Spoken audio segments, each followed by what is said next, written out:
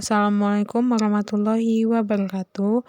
Perkenalkan, saya Diana Vitasari, MPM 1975-1015 dari program studi D3 Agribisnis. Di sini saya akan menjelaskan sedikit tentang analisis investasi secara finansial dengan menggunakan kriteria NPF, NTB/C, dan IRR, dan Gross B/C ratio. Yang pertama, NPF. NPF-nya di sini dengan soal perusahaan penggilingan padi di Soreang, Bandung ingin menambah mesin penggiling dengan biaya investasi awal sebesar 40 juta rupiah. Umur ekonomis mesin ditaksir 5 tahun. Dari hasil survei pendahuluan diperoleh perkiraan cash outflow, yaitu penerimaan dan biaya adalah sebagai berikut. Di tahun 0, 1, 2, 3, 4, 5. Biaya tetapnya 40 di tahun 0. Tahun 1 sampai 5 itu 0. Nah, biaya variabelnya tahun 0, 0, tahun pertama 10, tahun kedua 15, tahun ke-3 40, tahun ke-4 20, tahun ke-5 5. Penerimaan totalnya itu di tahun 0 0, di tahun pertama 20, di tahun kedua 25, tahun ketiga 80, tahun keempat 60, dan tahun kelima 50. Selanjutnya kita mencari TC. TC itu yaitu sama dengan biaya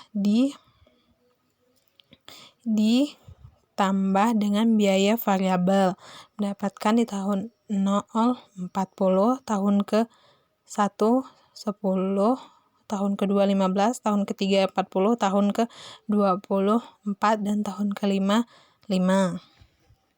Selanjutnya keuntungan. Keuntungan adalah penerimaan dikurang dengan TC. Untuk tahun yang 0 0 dikurang 40 mendapatkan min 40. Tahun pertama 10, tahun kedua itu 10, tahun ketiga 40, tahun keempat 40, dan tahun kelima 35. Totalnya 95. Selanjutnya DF. I sama dengan 40%. Itu menggunakan rumus 1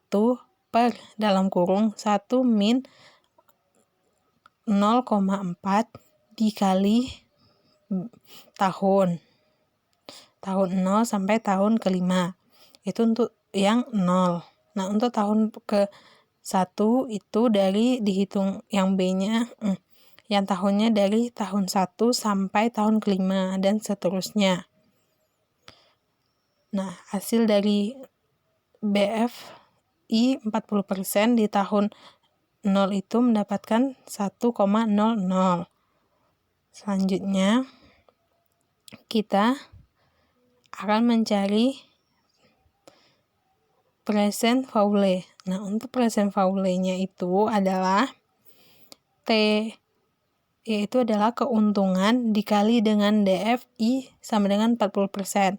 Itu mendapatkan nilai min 40,00 untuk tahun 0. Untuk tahun pertama 7,143, untuk tahun kedua 5,102, untuk tahun ketiga 14,577, untuk tahun keempat 10,412, untuk tahun kelima 6,508.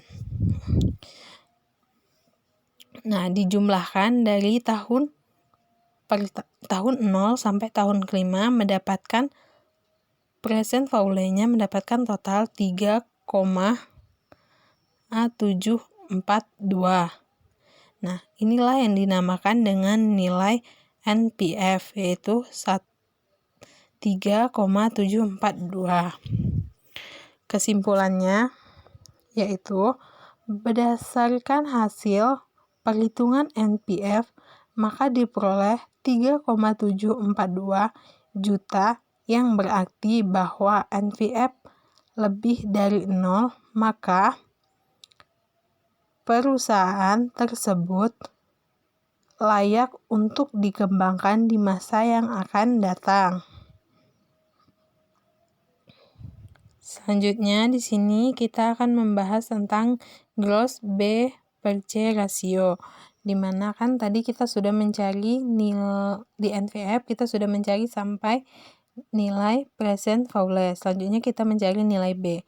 B diperoleh dari penerimaan total dikali dengan DFI sama dengan 40%, mendapatkan 0 di tahun pertama 14,286, tahun kedua 12,755, di tahun ketiga 29,155, di tahun keempat 15,618, di tahun kelima 7,437, dengan total hasil dari B adalah 79,3. Selanjutnya nilai 4 yang nilai C diperoleh dari TC dikali dengan DF. Nah, mendapatkan hasil 40 untuk tahun ke-0. Untuk tahun ke-1 7,143, tahun kedua 7,653, untuk tahun ketiga 14,577, tahun keempat 5,206, dan untuk tahun kelima adalah 0,30. Nah, dijumlahkan mendapatkan hasil 75,509.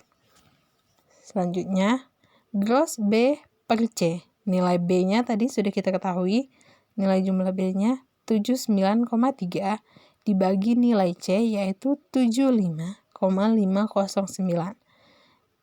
Jadi, gross B per C rasionya adalah 1,050. Sebenarnya nilai hasilnya yang di bawah ini ya.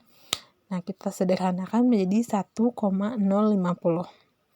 Kesimpulan, berdasarkan hasil perhitungan B per C rasio diperoleh 1,050, yang berarti B per C rasio lebih dari 1, maka perusahaan tersebut layak untuk dikembangkan.